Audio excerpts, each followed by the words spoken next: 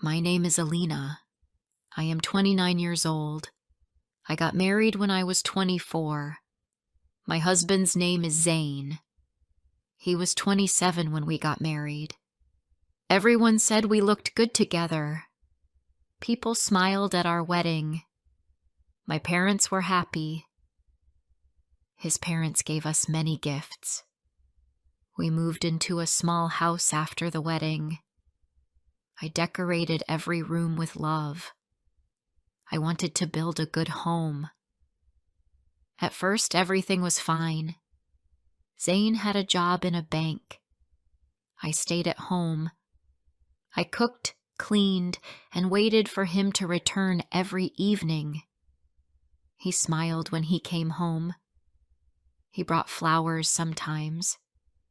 We watched movies together. We ate dinner and talked. I thought this was love.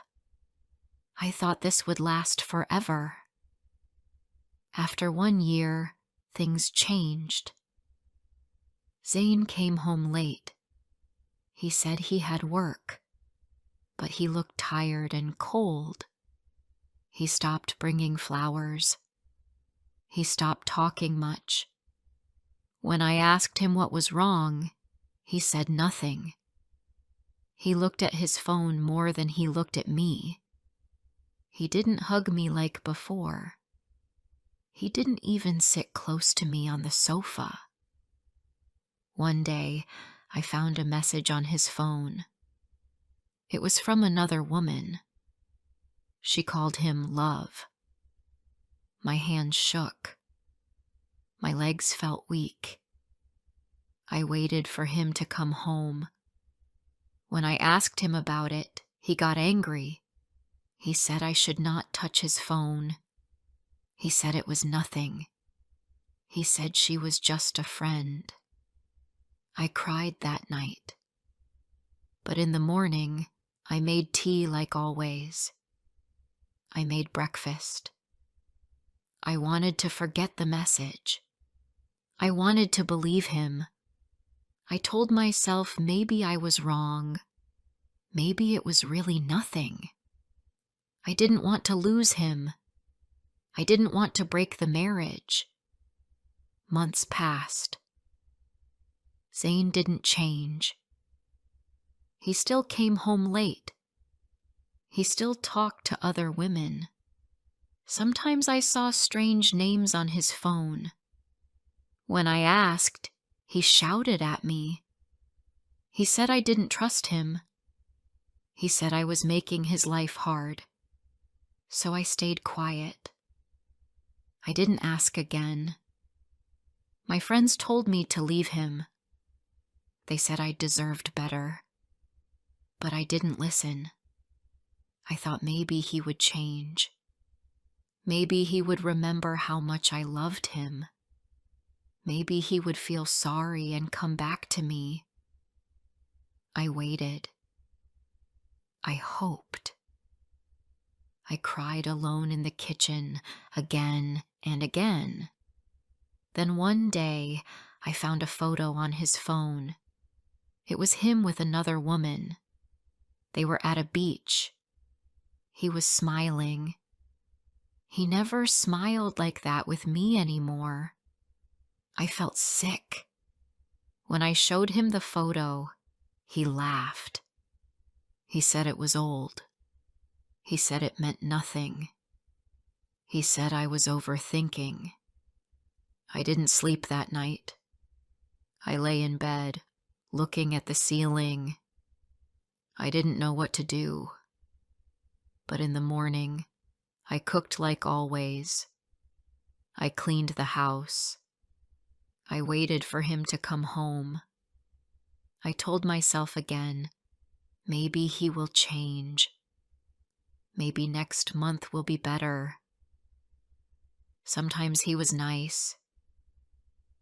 He brought me cake. He kissed my forehead.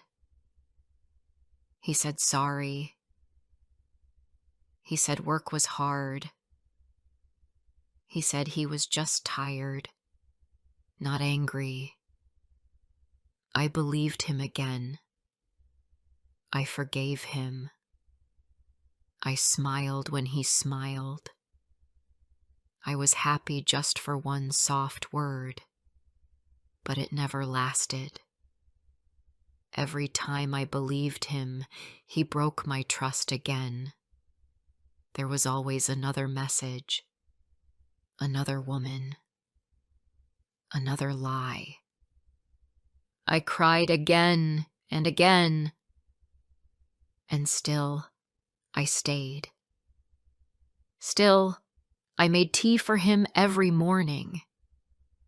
Still, I washed his clothes.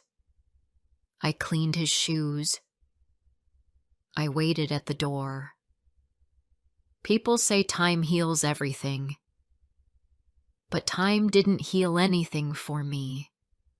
It only showed me how blind I was. It showed me how many times I forgave him, how many times I lied to myself. My parents didn't know. I told them everything was fine. I smiled on the phone. I didn't want them to worry. Then one evening, he didn't come home. I waited until midnight. I called his phone. He didn't answer. I tried again and again. I didn't sleep. I sat by the window all night. I watched the street. I watched cars pass. But he didn't come. The next morning, he came home with no shame. He said he was with a friend. He looked tired but not sorry. I asked him again, "Where were you?" He didn't answer. He just went to the bathroom, then to bed. I stood there, looking at the wall. I felt tired. My hands were dry from washing dishes. My eyes were red from crying every night.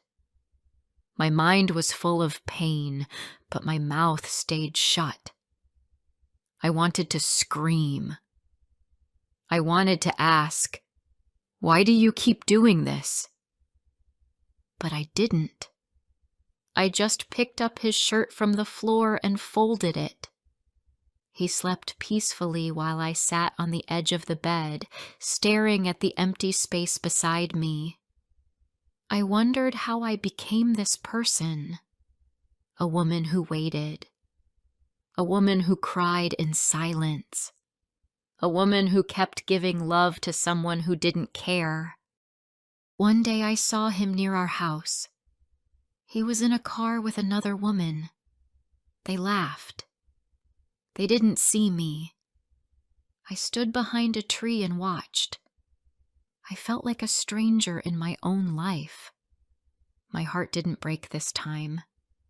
It just went quiet. I turned around and walked home. I didn't cry that day. I just cleaned the floor. I folded the clothes. I made dinner. That night he came home late again. He brought me perfume, a gift. He smiled and kissed my cheek. I said nothing. I put the perfume on the table and served him food. He didn't say thank you. He never did. I watched him eat. I watched his hands, his face, his cold eyes. I didn't see the man I married anymore. I saw someone I didn't know, someone I didn't trust. But still, I stayed. I don't know why I kept hoping. Maybe I thought love means staying. Maybe I thought leaving means failure. Maybe I was just scared of starting over. So I stayed. Even when it hurt. Even when I was alone in the same room with him. Even when he forgot I was there. Before I share the rest of my story, I need to know, Where are you listening from? Knowing someone hears me, understands me, gives me strength. One morning, I opened the cupboard and saw his shirt. It still smelled like his cologne. I held it for a moment, then folded it slowly. I didn't know why I still took care of his things. Maybe I just wanted to feel useful. Maybe I didn't know what else to do. Zane was kind when he wanted something. If he needed a favor, he spoke sweetly. If he wanted a good meal, he said nice things. But when he was done, he turned cold again. His words became sharp. His face had no feeling. It was like living with two people. I never knew which one I would meet each day. One weekend, we were invited to a wedding. I wore a blue dress. He wore a white shirt. We looked fine in the mirror, like a happy couple. But in the car, he was silent. He looked out the window the whole time. I tried to talk. I asked him about the groom, about the family. He only said 1 or 2 words. I stopped trying. At the wedding, he smiled for others. He laughed with his friends. He danced with a woman I didn't know. I sat alone at the table, pretending not to care. People asked if I was okay. I said I was just tired. I didn't want to make a scene. I didn't want to talk. I just wanted the night to end. When we got home, I asked him, "Do you still want this marriage?" He didn't look at me. He just said, "Don't start now. I'm tired." Then he went to sleep. I sat in the living room for hours. I didn't turn on the light. I just sat there, watching the dark. I thought about the years I gave him. I thought about the times I waited at the door, hoping for a smile. I thought about the nights I cried in silence. And still, I stayed. Some days I told myself I was strong. I told myself I was patient. I believed that staying was the right thing. But deep inside, I was breaking. Not from one big moment, but from many small ones. From every lie. From every silent dinner. From every cold look. It all stayed inside me. Zane never asked how I felt. He never asked if I was happy. He never noticed when I was sick or tired. I once had a fever. I cooked dinner anyway. He ate quietly. He didn't even ask if I was okay. I watched him from across the table and felt like I was fading. One afternoon, I visited my mother. She said I looked thin. She asked if everything was fine. I smiled and said yes. I told her Zane was busy with work. I said he was just tired. She believed me. Mothers want to believe their daughters are happy. At home, nothing changed. Zane still came and went as he liked. He still hid his phone. He still gave me no answers. I wanted to talk, but he always found a way to end the conversation. He said I complained too much. He said I made problems for no reason. So I learned to stay quiet. One evening, I cooked his favorite meal. I waited for him. I checked the time again and again. He didn't come. I called. No answer. I waited for hours. The food turned cold. I didn't eat. I just sat at the table, looking at the empty chair across from me. When he finally walked in, it was midnight. He smelled like perfume. He didn't say sorry. He didn't ask about the food. He just said, "I'm tired. Don't ask questions." Then he walked past me like I was not even there. I cleaned the kitchen. I packed the food into boxes. I didn't cry that night. I just felt empty. My body moved, but I felt like a ghost. I didn't even hear my own footsteps. One day I saw his wallet on the table. It was open. There was a photo of a woman I didn't know. She was young, pretty, and smiling. I took the photo and looked at it for a long time. Then I put it back in the wallet. I didn't ask him. I didn't want to hear another lie. I started spending more time alone. I went for walks. I sat in the park and watched the trees. I didn't talk to many people. I didn't want to answer questions. I didn't want to explain why I stayed. I didn't know how to explain it even to myself. Sometimes I thought of leaving. I imagined packing my things and going to my parents' house. But then I thought of the wedding photos. I thought of the life we started. I thought of the promises. And I stayed. One night, I woke up and found him sitting on the sofa. He looked lost. I sat beside him and asked, "What's wrong?" He looked at me and said, "Do you still love me?" I didn't know what to say. I looked at him. I remembered everything. The lies, the silence, the pain.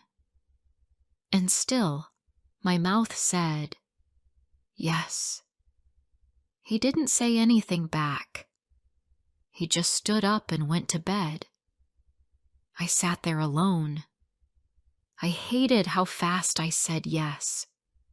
I hated how I still loved a man who never gave me love in return. But I couldn't help it. I made the same mistake again. Days passed. Then weeks. Nothing changed. Zane was the same. I was the same. We lived like strangers in the same house. He came home when he wanted. He talked only when he needed something. Sometimes he was sweet. Sometimes he was silent. But mostly, he was just far. I started waking up earlier than him. I made tea. I sat alone on the balcony. I watched people walk by. I watched the sky change colors. I didn't feel much. Not happy, not sad. Just quiet. My heart didn't expect anything anymore. I didn't wait for love. I didn't hope for change. I thought maybe this was life. Some women live like this forever. Some women stay even when there is no love left. Some women hold on to a promise that was broken long ago. I had become one of them, and I didn't even notice when it happened. Then one morning, I opened the door to get the newspaper. I saw a small envelope on the ground. It had Zane's name on it. I gave it to him. He looked at it and smiled a little. I asked, "What is it?" He said, "Nothing important." He walked to the bedroom. I didn't ask again, but something inside me said it was important. Something inside me didn't trust that smile. Later that week, I heard his phone ring. He picked it up and walked outside. I stood near the window and watched him. He laughed. He looked happy, happier than I had seen him in months, maybe even years. I stood behind the curtain and watched like a shadow. That night, I waited until he slept. I took his phone. My hands were cold. My breath was slow. I didn't want to see the truth, but I already knew it was there. He had saved her number as R. I opened the chat. They had been talking for many months. They sent photos. They made plans. They said, "I miss you." They talked about going away together. My eyes read every word. My head felt heavy, but my hands didn't shake this time. Maybe because I was too tired to feel shock. I put the phone back. I didn't wake him. I didn't cry. I just sat at the edge of the bed and looked at the wall. The same wall I had stared at 100 times. But this time, it felt different. This time, I didn't want to stay quiet anymore. The next day, I made lunch. I waited for him to sit down. Then I asked him, "Do you love her?" He looked surprised. He didn't speak.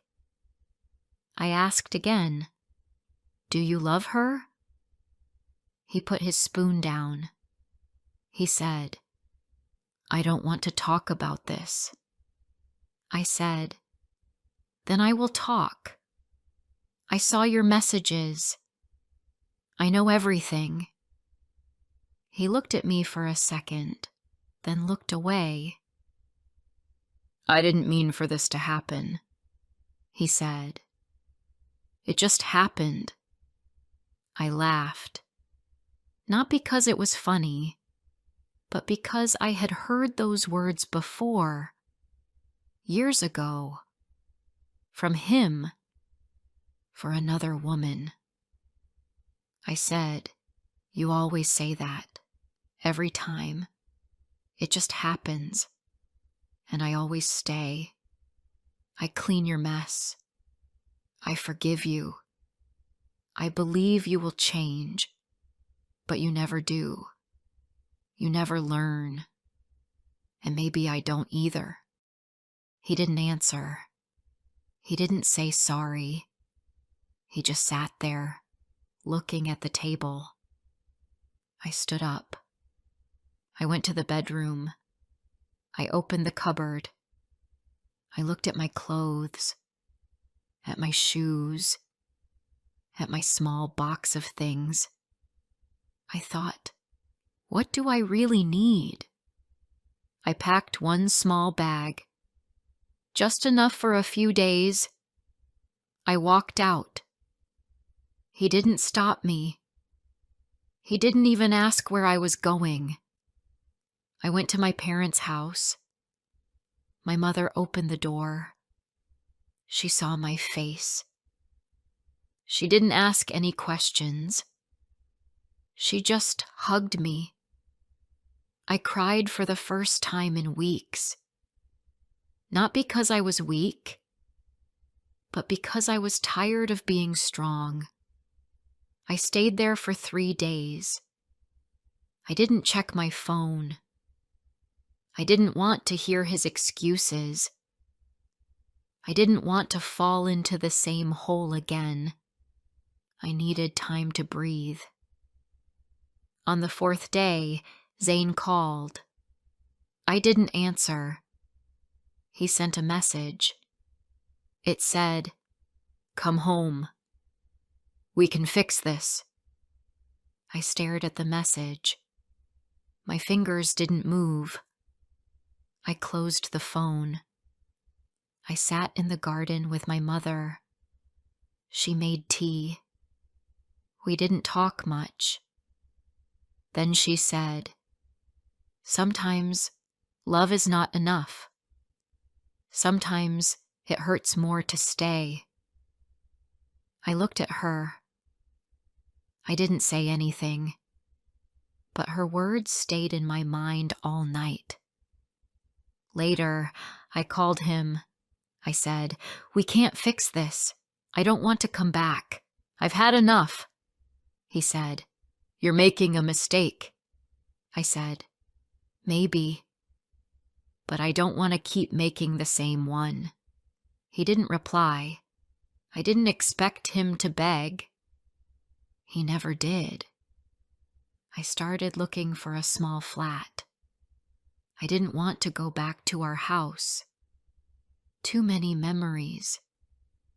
Too much pain. I found a small room with a window that faced the street. It wasn't perfect, but it was mine.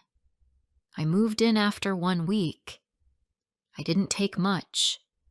Just clothes, some books, a few photos of my family. I didn't take anything that reminded me of him. The first few nights were hard. The silence was big, but it was a peaceful silence, not like the silence between us. That one had sharp edges. This one felt soft. Slowly, I found my steps again. I started reading. I cooked small meals. I cleaned my little room. I called my mother every night. I went for walks in the park. I started to feel like myself again. I still thought about Zane sometimes, not with anger, but with sadness. He had so many chances. I gave him so many chances, but he didn't want to change. He didn't want to grow. He didn't care enough. And me? I made my own mistake too. I stayed too long.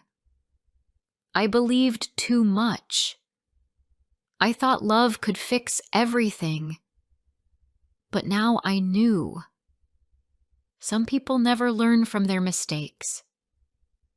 And some people never stop making the same one. I was both, but not anymore. Now I was learning.